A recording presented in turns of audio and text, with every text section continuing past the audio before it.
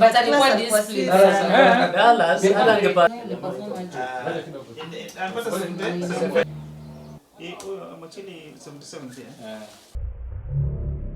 kuna changamoto kidogo kwa sababu ya umbali pia wa shule na sehemu ambayo matokeo yanatolewa kule Nairobi. Inabidi basi lazima walimu waweze kutuma ujumbe katika ile nambari ambayo imetolewa na wizara tuweze kuangalia matokeo.